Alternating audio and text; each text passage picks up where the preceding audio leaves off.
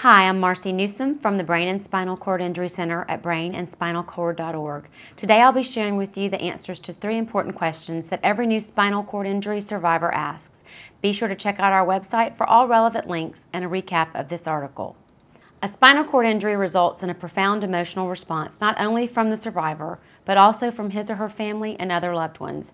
As they try to make sense of why this has happened, they also have a deep need to understand what's in store.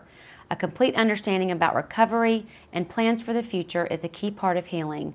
Not only does it help the survivor focus on the treatment ahead, it's also a necessary step on the road to acceptance. The first thing that new spinal cord injury survivors must know is what factors will affect their recovery. The types of long-term disabilities associated with spinal cord injury will depend on the severity of the injury, the segment of the spinal cord at which the damage occurred, as well as which nerve fibers are damaged. The level along the spinal cord where the injury occurred is particularly helpful in determining the parts of the body that will be affected by the injury. The speed and quality of treatment following a spinal cord injury is also a critical factor in recovery. It's important that people who have sustained a spinal cord injury are handled to minimize movement of the spine, which could cause additional damage.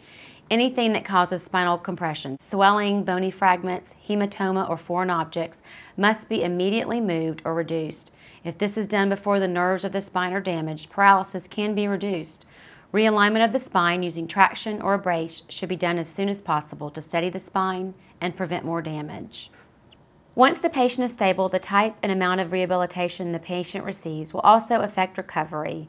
Physical therapy emphasizes muscle strengthening, while occupational therapy focuses on fine motor skills. Coping strategies for bowel and bladder management are also a part of rehabilitation. Vocational rehabilitation will help the survivor learn the skills needed to return to work, while recreational therapy will encourage the survivor to seek out recreational or athletic activities appropriate to their level of mobility. Once the survivor has a clear understanding what will affect recovery, he or she will want to know why there is no cure for spinal cord injury. After all, science has made so many advances. Why haven't they been made in the area of spinal cord injury?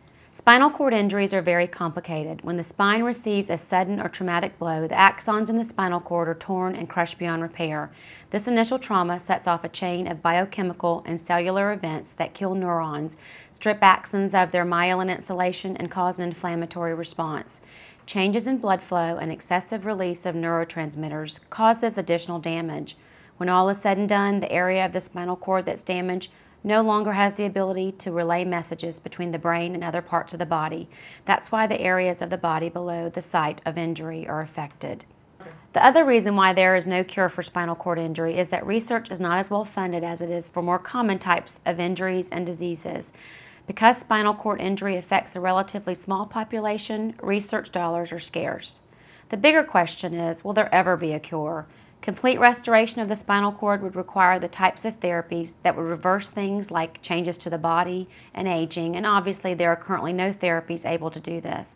However, there are some therapies being studied that may restore some level of function to some people.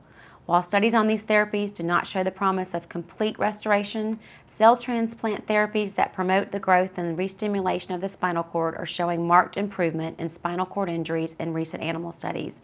The rate at which these studies get into clinical trials is also dependent upon the amount of funding available for the clinical trial. This concludes our segment on 3 things that every survivor of spinal cord injury must know. Remember to check our website for the most up-to-date information, including resources and tips regarding brain and spinal cord injuries, as well as important news regarding research and developments for a cure. Thanks for watching.